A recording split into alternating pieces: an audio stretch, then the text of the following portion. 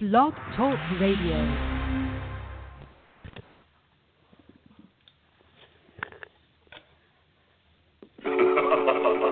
Franchise pros, Stan the Man, Paul Segreto, Badlands, baby.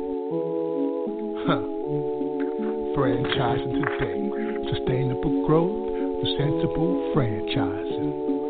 Franchise today, sustainable growth, sensible franchising.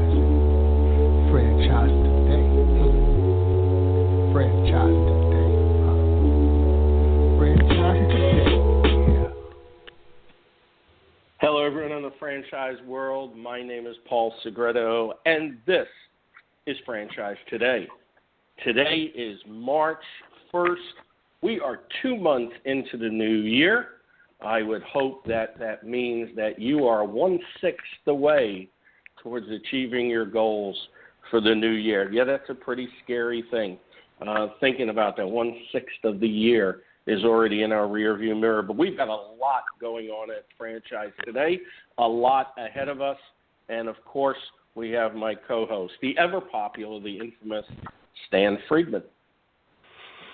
Well, hello, Paul, and I'm happy that you're pushing through that head cold and bronchitis and all the other things that have been plaguing you. You know, I look at the 1st of March and say, the 1st of March to me says I'm only 2 weeks away from my second trip to Las Vegas in this new year.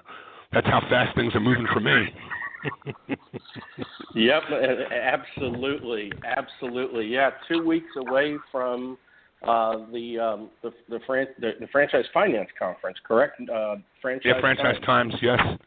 Their Finance and Growth Conference is March 13th through 15th at the Encore Hotel in Las Vegas, which kind of felt like, oh, that's out there a ways, but all of a sudden it's the 1st of March and it's right here and upon us. So fast-paced to the new year, Paul, and it feels good. I feel like franchising is alive and well and kicking. Hey, you know, I had the opportunity the other day just pulling up to the office on Monday. I was just getting out of the car, and I was tuned to the Hugh Hewitt show on the Salem Radio Network. And Hugh Hewitt had just said he was doing a billboard for what was coming up in the next segment of his program, and he said, hey, stick around. We've got Andy Puzder coming up in just a few minutes. Well, needless to say, I didn't get out of the car. And I sat and listened to the interview segment with Andy Puzder, and more than ever, I'm grieving the fact that we lost this guy as part of the Trump cabinet. He was, and the way he spoke and the passion he spoke with, and oh my God, the things that his family was exposed to in the push to frighten him out of the even staying around to be considered.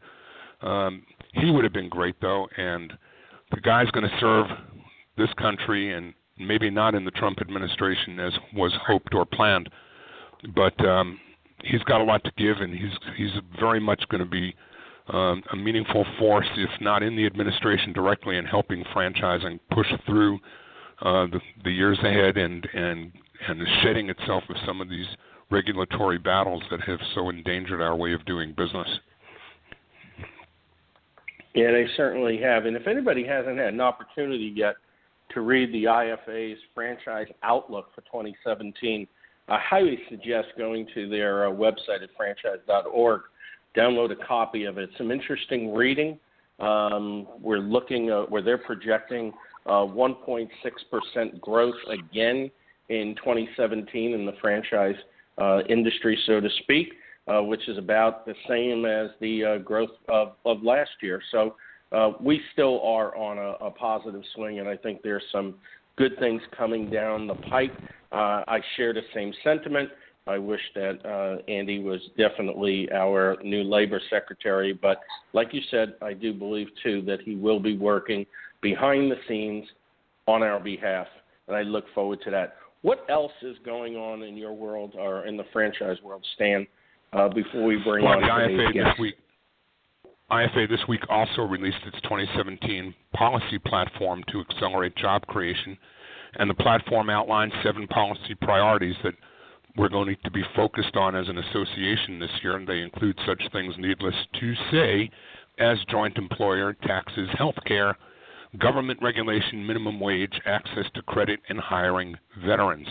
So no secret that the message continues. And speaking of the message continuing, IFA is continuing to encourage franchisors, franchisees, suppliers, all to continue sharing your voice at Our Franchise, as the Our Franchise franchising community is continuing to push out the word and help everyday people have a greater understanding of what the franchise business model is all about. This was a huge undertaking that began with Aziz Hashim, and although Aziz has passed the gavel to Shelley's son, and this initiative continues to need everybody out there who has a story to tell that's a positive story about something to do with their franchise business. Please continue to share these. We've touched 1.7 million people to date with the At Our Franchise campaign, and it will continue to grow, and your input will help make that happen. So please contribute any positive stories on atourfranchise.com and help the franchise community, help others understand who we are, what we're about, and that we are small business people doing business underneath big name brands, but that we are all local. And that initiative continues to gain legs, Paul. Also, yeah, that's really a great initiative. Wanted to just call out the fact that the Black History Month just concluded with the close of February, and 3 great stories. And, you know, with my background with IFA and diversity, I get goosebumps when I see stories like this one that were out this week in the Insider. For years, I've traveled with IFA and with the Diversity Institute initiatives trying to promote that owning franchise is something almost anyone could do. You don't need $1 million to do it. Go to work on owning a franchise and start working on your first $1 million. So we've always done these big programs where we promote to diverse communities and diverse audiences the opportunities that abound in franchising, but not too often do I get to hear about some of the successes that have come from some of those programs.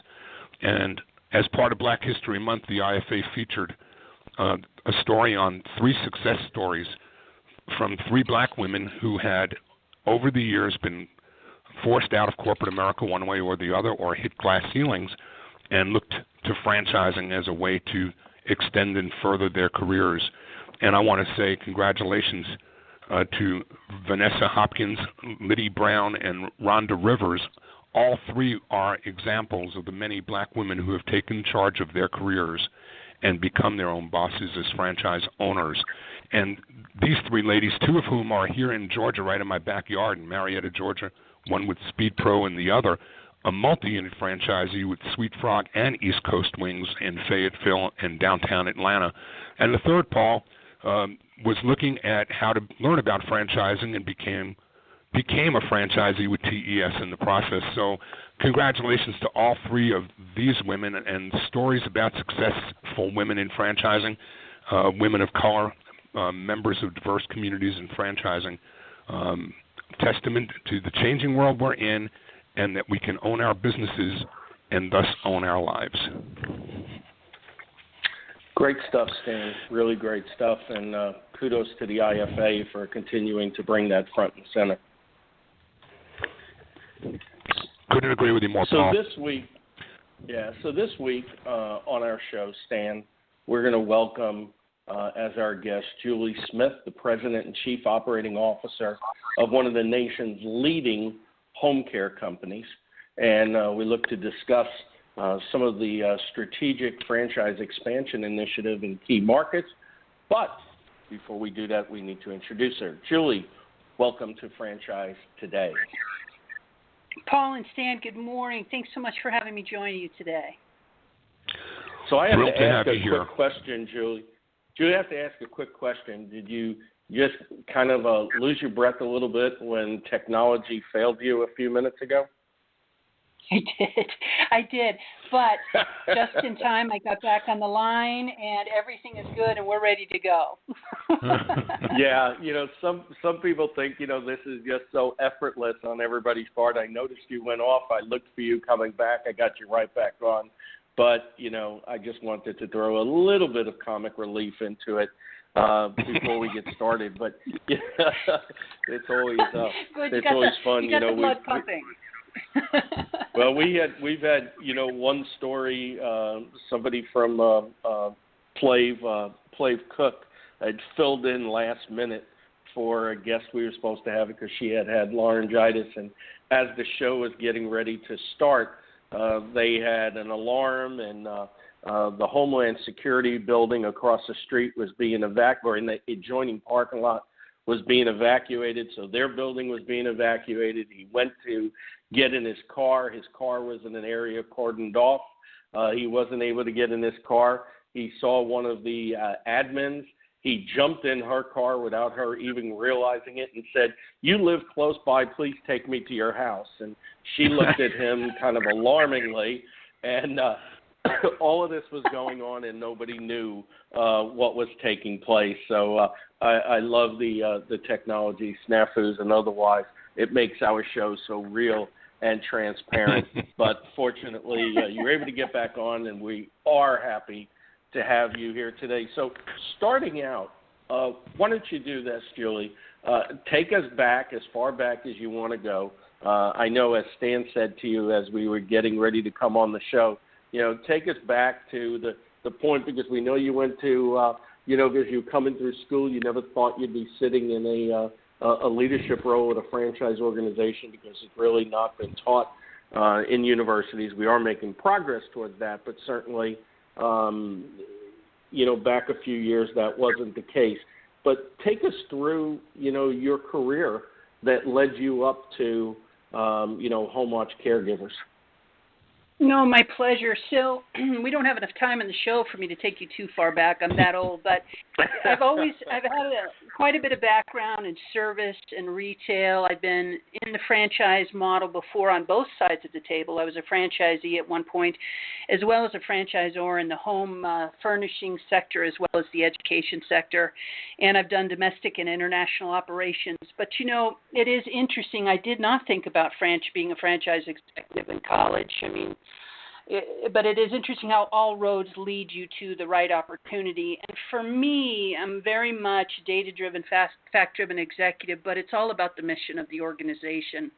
And my past 12 years before joining Homewatch CareGivers was in the education industry, running a company called the Princeton Review, which helps students get into the college of their dreams. And, the standardized testing has biases built into it. So we were able to help students, and then worked in the education sector and post-secondary education. But I stopped education and wanted to do something different. And I met Paul Sauer and Leanne Reynolds a couple of years ago and just really fell in love with the business. I didn't even know about home care, and I had an 81-year-old mother living in Phoenix, so I was our perfect target market, but I had no idea about the home care industry. So when I met them, got a sense of what this business does for a living. It's really sort of the juxtaposition of a lot of great things from my life. And fortunately, we don't all know where we're going to end up. But when you take a look at the high-touch nature, the mission of the organization, the franchise model, I get the benefit of helping small business owners grow, as well as manage an international brand, as well as indirectly provide care to many, many clients, elders, children with disability, veterans, and provide jobs to caregivers indirectly. So it's a wonderful opportunity. I'm gratified to be here.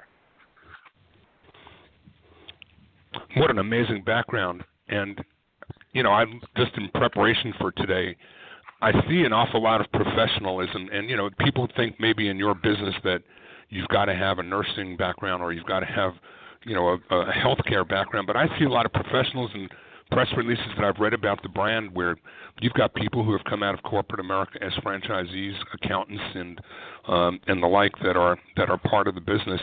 So tell us a little bit about what makes the business attractive and stand apart in such crowded space. And we've talked a little before we went on today that the two segments that are always bulletproof and recession-proof are anything to do with kids and anything to do with parents. And money will get spent.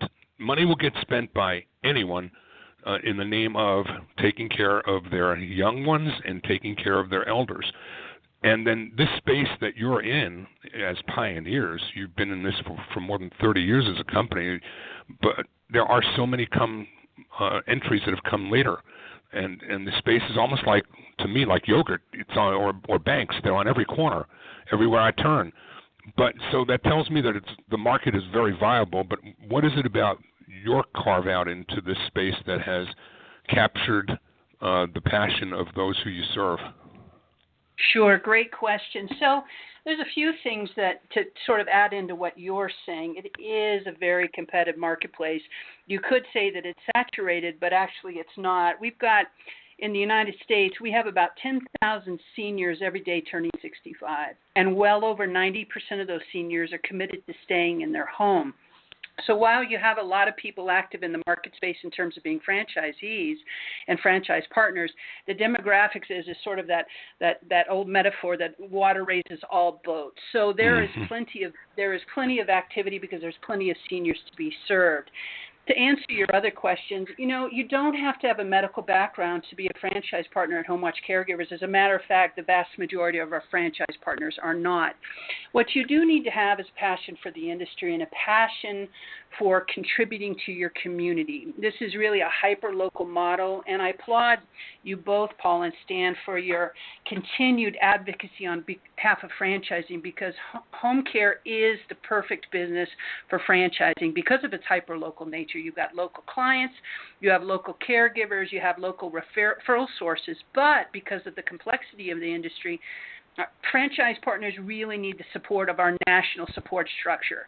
So a franchise partner has to have that passion. They need to, of course, meet the capital requirements, because we don't want people coming in and taking their 401k but then not be able to thrive, because it is a very strong economic model. But it does lend to the fact that somebody has broad-based skills, that they do have a passion for or an ability to present themselves in the marketplace, because at the end of the day, you want a doctor to refer a client to you. I think you have to have a degree of earnestness and an ability, and I call it a fifth gear. That ability as a small business owner, regardless of our business or our franchise, you have to be unreasonable about your success. You have to just know that no matter what comes my way, I'm going to grow my business and I'm going to leverage the tools around me, but this is about me and this is about me succeeding. So we find that those things together combine to make what is well over 100 franchise partners in our network today in 250 markets around the U.S. Let's talk more about the franchise piece of the business a little bit later after our half break.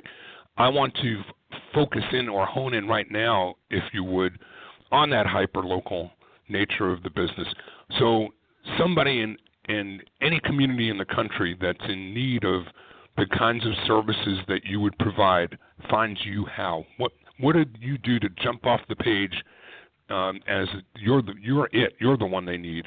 How do you make that connection? Right. So we were founded in 1976. So with nearly 4 decades in the business and a broad national footprint, we're fortunate to have a strong brand and strong reputation in local communities. Beyond that, many people relate to home care in a couple of ways. One is through referral sources. You'll ask a friend, you'll ask a doctor. Under those painful circumstances, you might ask a hospice provider. My mother needs assistance or my dad needs assistance. Who have you used for? The other way that we find our businesses grow is through digital media. It's not uncommon for families to sit at home at night in front of the television with their iPads in front of them. And we're active on Facebook and developing that sense of community and back and forth conversation. So they find us most often through referral sources. And then the other big push is through digital media via the website or other social media activity in each market. Back, in 2002, I lost my dad, but I remember the anguish of me living here in Atlanta. My dad was up in New York, and finding he wanted to be at home too. He had no desire to be a burden to anyone outside of his home. He wasn't going to force. He didn't want that quality of life. If he couldn't live at home, he didn't want to live. That's right. And we were very, very fortunate to have, of all the different people who were able to help serve his needs, I mean, one of them that all these years later I still communicate with, and interestingly enough, it was Facebook that brought us back together, and we continue to share and maintain a Facebook kind of a relationship. But I can't remember the names of most of the others, and I didn't have a service like yours. I don't think I knew that something like this even existed for me then. And so I'm just trying to help somebody in our listening audience who one day may need to have the services of a company like yours figure out, how do you separate the wheat from the chaff? There are so many people who say they do similar things. What's the cornerstone for you guys that you carved out as something that's uniquely yours? Is there anything like that? Well, so really it circles around not only our franchise partners who are vetted and supported on a daily basis, but it's also through our approach to care, which has been built over decades. And when you think about helping somebody cook or bathe or with ambulatory support, how do you differentiate that in the marketplace is kind of what you're circling around. But we find, especially with seniors, that the approach to care is critical in that, let's say your dad or your mom, they like to bathe at 4 o'clock every day. If a traditional home care company comes in and treats them in a little bit more of a transactional nature, well, that's going to take away a big piece of their livelihood. So when we focus in on their boredom, their loneliness, and their helplessness, our approach to care focuses on ensuring that those emotional factors are intact with seniors, because if you take away their right to choose on something, and not intentionally, not purposefully, but just those subtle things, a senior will all of a sudden start to begin feeling helpless, like they don't have any power over their life. And when those plagues of seniors start to come into their lives, we find that the data shows that their health drops dramatically. So Homewatch CareGivers has an approach to care that's been built up over decades. And so we work with our franchise partners to make sure that every interaction, and yours is not uncommon in that you live so far away from your parents. So we have communication processes, we have technology, we have an ability for the children of parents to be able to monitor the progress of the care of their elder parent at home. And what we try to do is provide comfort and visibility into the care process for all. The other thing that differentiates Homewatch CareGivers is the support we provide to our franchise partners, which makes this a compelling business investment that we can talk about now or later in your show, whichever works for you. We'll come back to that in a little bit. I'm trying to just right now focus through. I'm reliving so much of what I went through all those many years ago. What about insurance? How does that work? What happens to how do you conduct the transaction between the person in need and the child that's like I was a couple of thousand miles away, interfacing with the right people, the insurance companies, the paperwork, and I'm sure it's even more complex of late with the changes to the Affordable Care Act. How does all that interface? It does, and I'll tell you, for every person we work with, there's a unique story and a unique set of circumstances. But you ask about how our care is differentiated in the marketplace. We will come in and we will either be on the phone with the child of the parent or have you there at the table and walk through. Do you have long-term care insurance? Are you a veteran? We have many veterans that work with us. Is this mainly going to be a private pay model? Do you have assistance from Medicare? What are the mechanisms in your life that you have to afford home care? And I'll tell you, the vast majority of folks who work with us, though, they are private pay clients. They're supplementing or they're just paying directly for that companionship or that support with mom or dad locally. So it really is an individualized process, but we do have the experience and the support structure to make sure that everybody sit with us has all of the information and that we're providing visibility into every financial mechanism that might be available to them for care.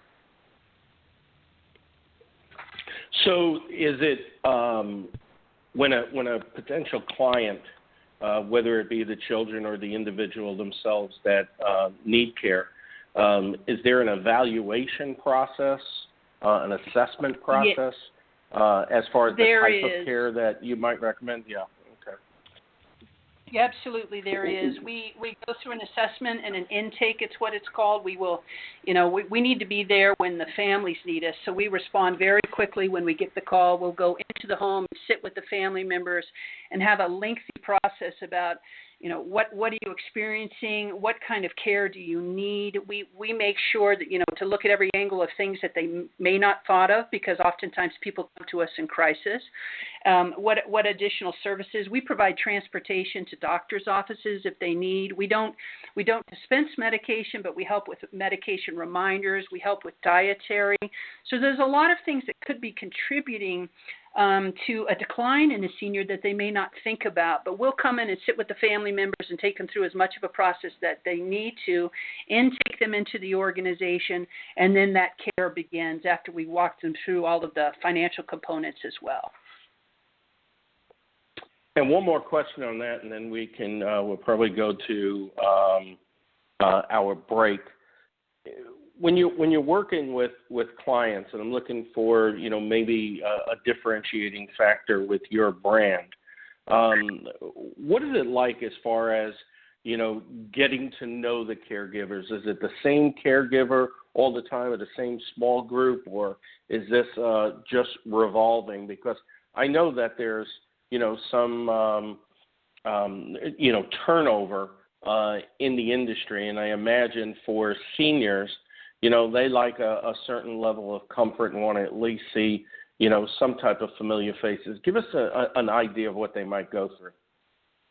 Absolutely. So a lot of it depends. So on the type of care that a senior needs, or a child with disabilities, or a veteran would need. Some of our clients need 24-hour care. And certainly we're going to need to have multiple caregivers moving in and out of the home. Right. But we have been doing this for many years, and it's a matter of providing continuity of care, making sure that the introductions are completed, making sure that they have a good way of setting their expectation that there's going to be that change. But Paul and Stan, you guys really hit on it. You have to ensure that continuity of care, because this is such a vulnerable, exposing time for everyone. And when you see a new face day in and day out on such a sensitive, vulnerable time in their life, it can be unnerving. And we do face the challenge of attracting and retaining a high volume of care, quality caregivers to support the volume of business coming in. But we do vet our caregivers, and we have from the data that we've seen, among the best retention in the country. So we feel very good about it, but you're absolutely right. It is the nature of this industry that you do have transition of caregivers, whether by the intensity of support or just by the nature of attrition. But our model is designed to ensure that continuity of care and hold in high degree of importance the emotional content of our clients while there's any change of caregivers. So our franchise partners are well trained for this sort of industry dynamic, if you will. You're listening to Franchise Today. I'm Stan Friedman, along with Paul Segreto, talking today with Julie Smith, President and Chief Operating Officer of Homewatch CareGivers. Franchise Today is brought to you by the Franchise Foundry, bringing emerging brands to market for more than 30 years with healthy, sustainable growth, the kind that comes from experience. The Franchise Foundry provides its clients with coaching and consulting, a hybrid approach, fostering more effective solutions for the franchisor's corporate team as well as for their franchisees. Franchise Foundry is rich in practical hands-on experience and expertise in general business management, operational and change management, and they're skilled and proficient in digital marketing, franchise recruitment, and development. The franchise team at the Franchise Foundry can also assist you with creating roadmaps for potential mergers and acquisitions and the guidance needed to navigate them. Learn more about Paul Segreto and the Franchise Foundry, along with their expanding list of clients at www.franchisefoundry.com. Franchise Today also brought to you by FRM Solutions, offering best-in-class CRM and document management software specifically designed for franchising. FRM enables you to house and manage all messages to and from prospective and existing franchisees, text messages, as well as email. FRM also enables simple, collaborative communications between you and your prospects, as well as your existing franchisees. Make today the day you give FRM a look and assure yourself that all of your candidate and franchisee correspondence, including text messaging, are being permanently tracked and stored in candidate and franchisee records. FRM also provides a state-of-the-art digital experience for your prospects as they learn about your brand in a digital environment unlike any ever seen in virtual brochures. No long-term contracts, multiple upgrades at no additional cost each year, no excuses, just solutions. Find them on the web at frmsolutions.com. So, Julie, it's time to talk about the franchise. I know we've been putting our foot on the clutch a couple of times. I can't help but get back to the discussion of the franchise side of the business. And I know that in your market segment, you're at a price point where, with a net worth requirement of $300,000 or $350,000 and only $50,000 required in liquidity, you probably are in the sweet spot for seeing lots more leads than somebody who's got a $2 or $3 million investment threshold to get into business for themselves. But the offset to that is there must be a tremendous amount of filtration that you and Chip have to go through to not only get to those who can afford it, but those whose minds, hearts, emotions, vision, values, ethics, all the things that are involved in everything we've been talking about for the first half of the program are probably things that you have to filter for in ways that somebody opening up a garage maybe not so much. So how do you work through some of that? Sure. So your first point is the right one. We're not a capital-intensive franchise system. So it's much more accessible to your average, not your average, but to a traditional somebody who's aspiring to be a small business owner. So we feel that the investment requirements are reasonable and we have the support model behind it. But when a prospective franchise partner does come to us, we do begin the screening for those qualitative as well as quantitative factors. They need to align with the mission of the organization. They need to have the skill set, the broad-based skill set to grow in the business. And they do need to have the financial requirements to go through any kind of startup, not just in our industry, but any kind of startup, because this is a wonderful business in that you get to make a contribution to people in your communities while making a good living. And we never lose sight of the fact, and I'm really grateful to you guys for where you started, which is about the impact of the brand in the marketplace and with clients. And we never lose sight of the fact that this is an investment. This is a living for our franchise partners. And what we hope is when they exit that they get a good return and they do good by doing good work. So we put them through a screening process. It typically takes, it's not a time-based, it's more of a quality-based process. They come in through our system. Chip puts them through a lot of paces in terms of screening and assessing to make sure that this is a fit. They come to us through the internet or through brokers or other referral sources. And then we bring them into Denver. We ask them to fly into Denver to meet with the executive team and go through what we call a Meet Your Team Day. And in a Meet Your Team Day, the prospective franchise partners interview us and we interview them. And what you really start to find, Paul and Stan, is that fit starts to bubble to the surface. You get an idea if they align with the values through their words and their actions. We get a sense of the strength of them as business people. And more importantly, not everybody has the skill set to do every single thing in business. That's part of what presses in on small business owners. You may be a great operator, but not a great salesperson. You may be a great salesperson, but you're not so good with the finances or the P&L. We have a support structure here that we put a net up under our franchise partner and help support or educate or train or supplement in that way. Always honoring the franchise model, but our job is to train and teach, and we certainly do that. So we do put people through a vetting process. Once they're done, we launch with what's a proprietary business implementation plan. It's a 52-week program to make sure that a franchise partner, once they sign with us, is off into the races and accelerating into growth in the marketplace. It includes how to get quality caregivers that you mentioned earlier. How do you differentiate yourself in the marketplace? What is our approach to care? How do you utilize technology? How do you sell?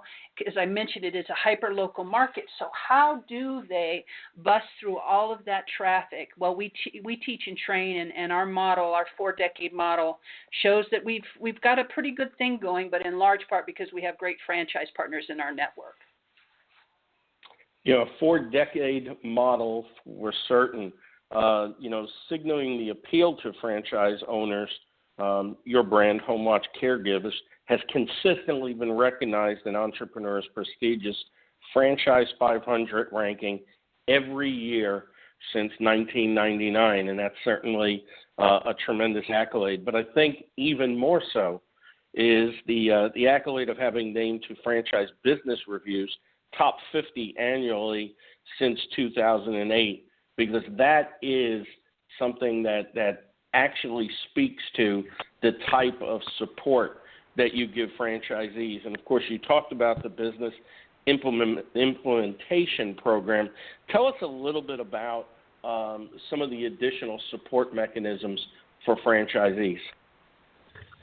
So we have things known as a high performer summit for those franchise partners that have a high level of revenue as well as growth, because small business owners, they love the recognition. They love to know that they're out at the front of the pack. So we have recognition systems.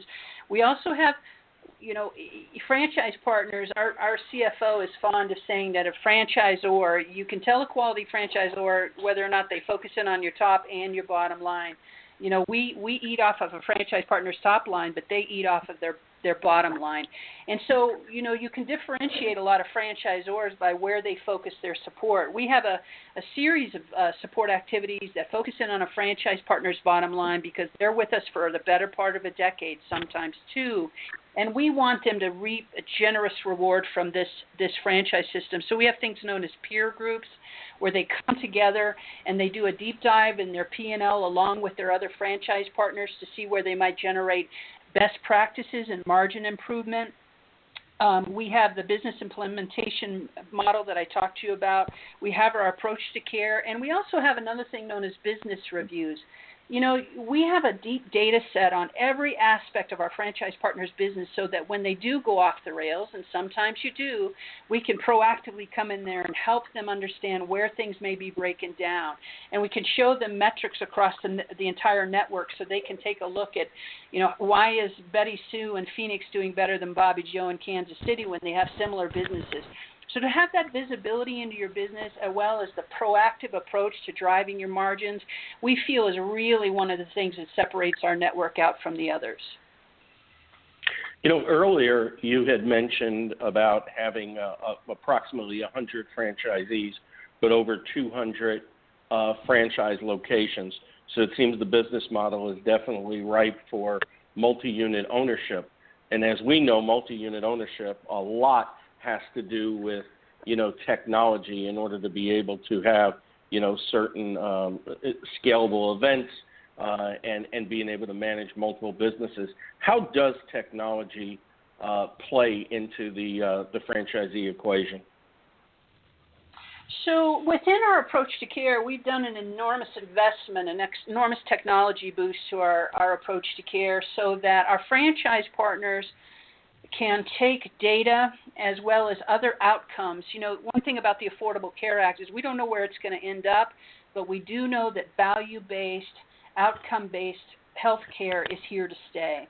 So part of what differentiates us out is we're a part of what's called as the National Quality Forum, and we use measurements, internationally recognized management tools such as the Lawton, to assess fall risk, to assess, other aspects of our clients' care, and our franchisees have access to this technology through that approach to care. So it's not just the qualitative that I mentioned to you before about focusing in on loneliness, helplessness, and boredom, but it's also being able to provide information and data about how mom is doing to that son or daughter who lives so far away, and also to their doctor.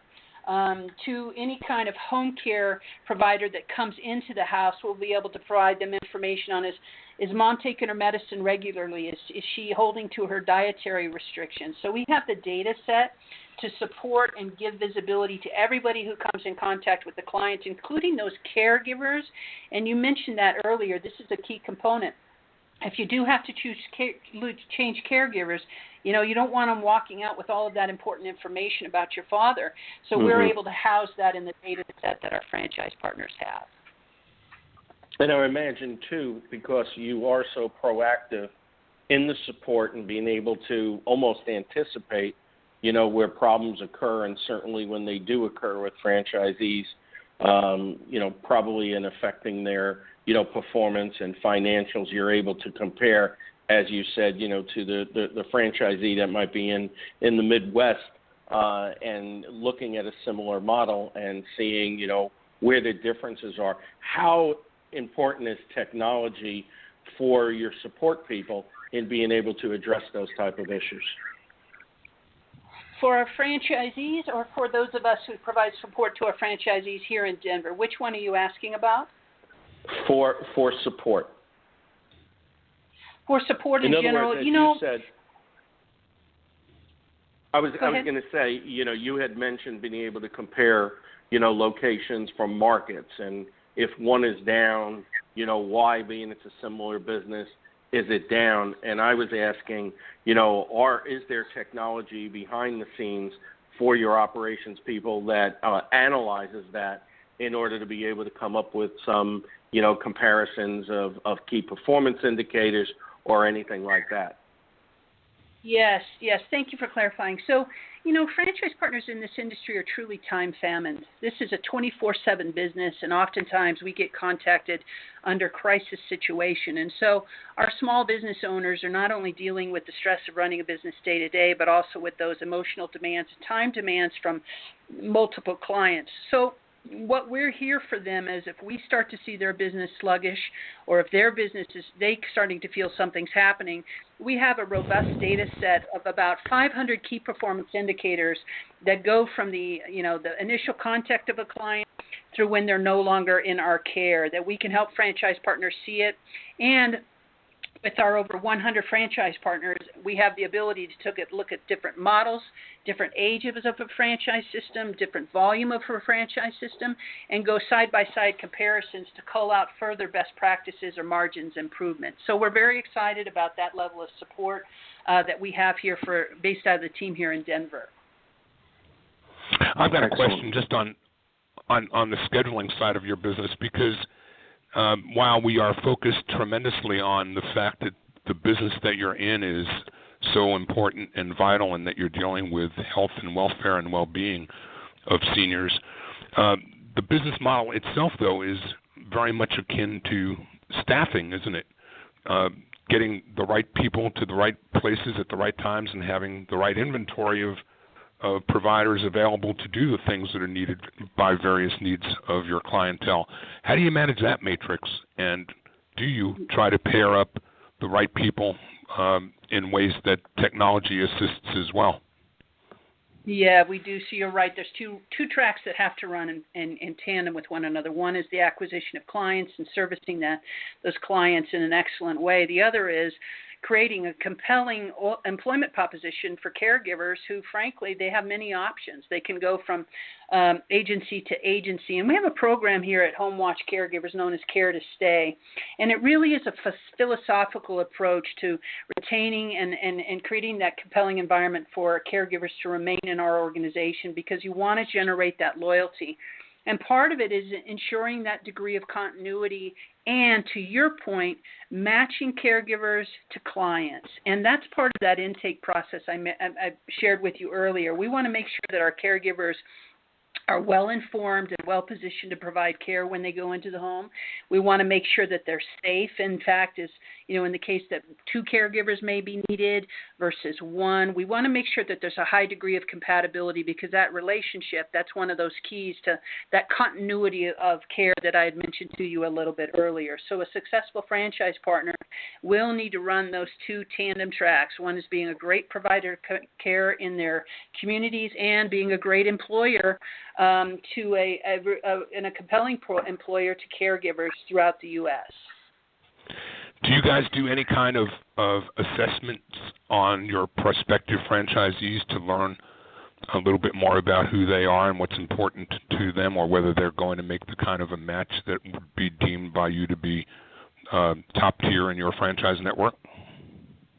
Yeah, so we take them through a series of personality assessment as well as the interview process that I shared with you. And if they come through a broker, to us through a broker, which is about half of what comes to us today, they will put them through a thorough scrubbing as well, through a personality profile, a financial assessment to make sure that we have a really good match. But that true matching happens when people come into Denver for a Meet Your Team Day, when we get a good sense of who they are and they get a good sense of who we are. I suspected with that Princeton background you had some type of a tool in place, but I felt a compelling need to ask. We absolutely do. I'm sorry, we're breaking up a little bit. We have the tools. We've got the experience in doing that. And we don't want just anybody coming through the door. We want people who are eager to provide care and make themselves a financial success. Sure, absolutely. One of the reasons why we were asking questions, about technology, because a lot of today's franchise candidates, want to take a peek behind the scenes and look at technology both from a practical standpoint, but also seeing that a brand has made an investment into their infrastructure, which obviously is all important, and especially for certain types of franchise candidates that might be coming out of corporate America and in line with the type of or similar type of technology that they're used to. So as I mentioned, candidates, tell us who's the ideal candidate or candidates for your brand. We are seeing a lot of C-suite executives coming into our business now, into our franchise system now. They're a little bit either tired of the bureaucracy of corporate America and wanting to do something out on their own, but they're also keenly aware of the numbers that come in behind the industry and the future growth of the sector. So we are seeing a lot of C-suite executives from a diverse background, but also we have folks who have been independent entrepreneur business owners before and want to move into something that is not necessarily food, which isn't bad, it's neither here nor there, or any other kind of typical franchising system.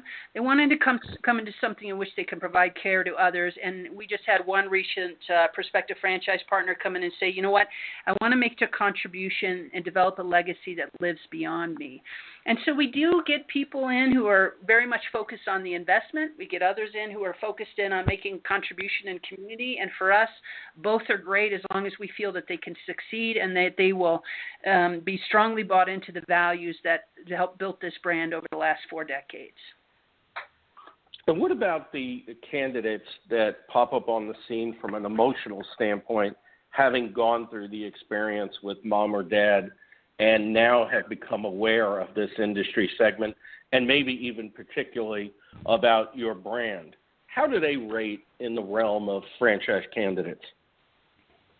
Well, I think just by the nature of the age group that comes into us, we're all faced with it. We're all faced with this emotional responsibility. And, having lived through it, it generates that deep well of empathy and understanding and probably proactiveness on behalf of your client that makes those franchise partners so compelling for us. But almost every single franchise partner, I'm thinking back on the last few prospects that have come in, all of them begin with the story of their parent or with their brother who is in the military or some sort of story that really taps into their heart.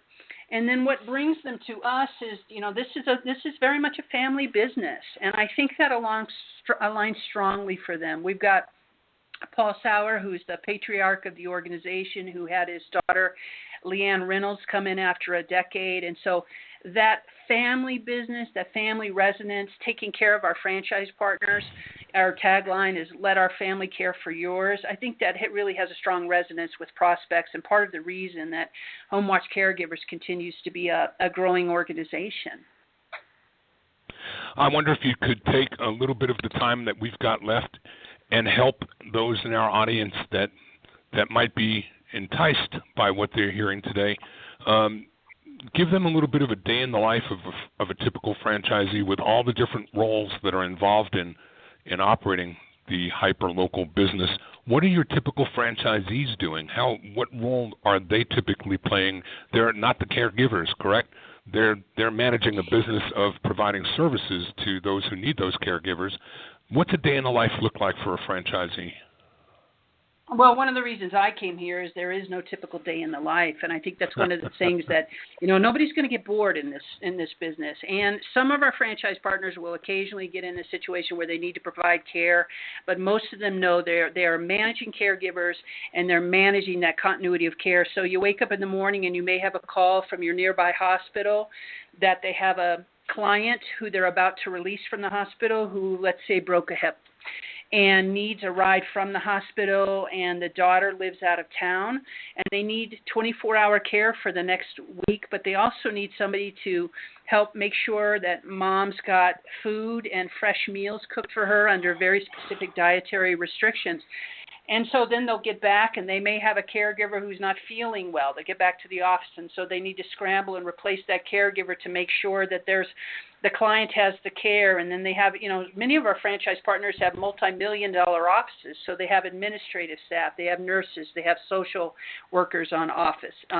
So the great part is there is no standard day in the life, but I can tell you if our franchise partners ever need us, we're here for them, and we've got that a team here that has been working in this industry for several decades, and it's not going to be many things in the home care sector that we haven't seen or experienced, so they always have a very quick line to us. Well, Julie, I certainly appreciate you being our guest today as we're coming down the stretch. Tell us how interested parties might learn more, how they might be able to contact you or Chip Aronowski in franchise development, and also any potential events that you might be at, the brand might be at in the near future that they might be able to learn more information.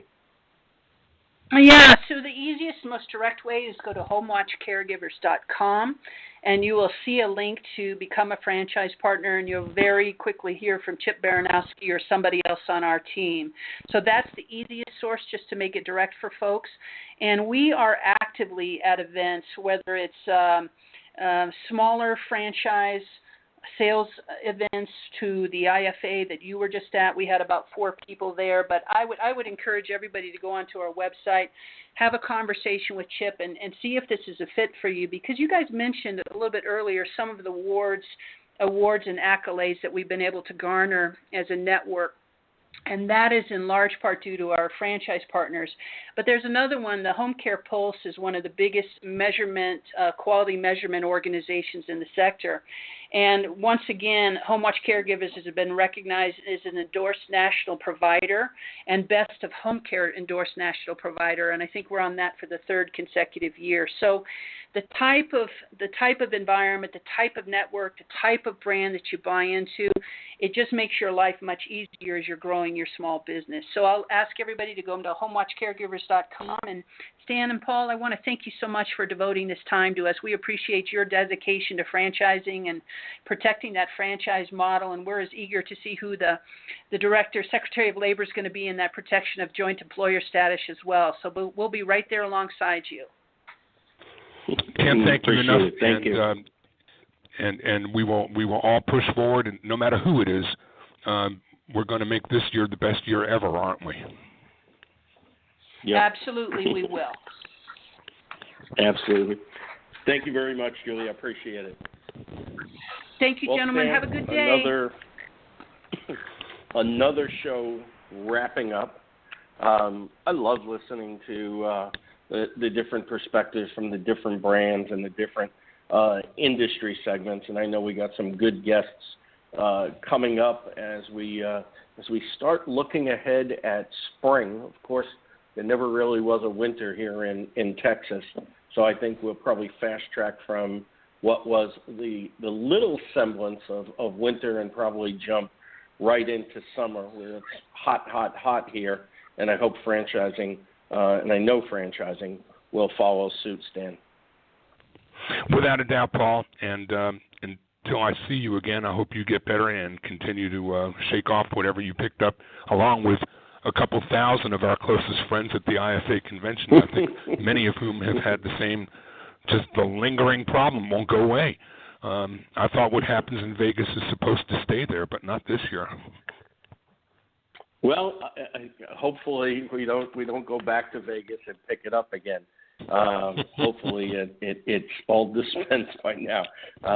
Considering that there's the next two events are in Vegas, you have the Franchise Financing Growth Conference, and then right behind that is Franchise Updates Multi-Unit Franchising Conference, both in Vegas.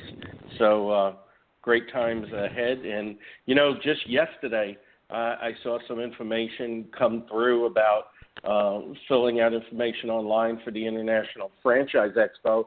And, Stan, that's only March, April, May. That's only 3.5 months away. Yeah, I know. There's the escalation rate of time, Paul. I just don't know if it's because we're just getting older that time moves quicker. But I'm telling you, everybody's been saying the same thing. I'm looking at the calendar, and the legal symposium is May 7th through 9th. Well, that's just around the corner. We're going to be at IFA convention again before you know it. But I'm thinking this is all good. It's the speed, yes, the pace, the mood, the tempo, the cadence is all positive. And franchising, I think, is happy to meet the test of time as fast as it comes, as long as what we're doing is growth mode and feeling positively spirited as it does to me right now. Just bring it. Keep it coming. Absolutely. Well, until next week, my name is Paul Segreto, wishing you the best, the very best, in this great, great thing we call franchising. And franchise today is Franchise Pros. Stan the man. Paul Segreto. Badlands, baby. Franchising today. Sustainable growth through sensible franchising. Franchise today. Sustainable growth through sensible franchising. Franchise today. Franchising today. Franchising today. Yeah.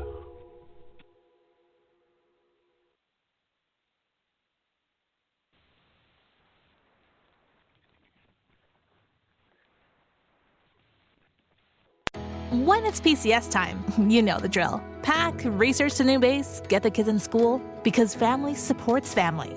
At American Public University, we support military families with flexible, affordable online education that moves with you.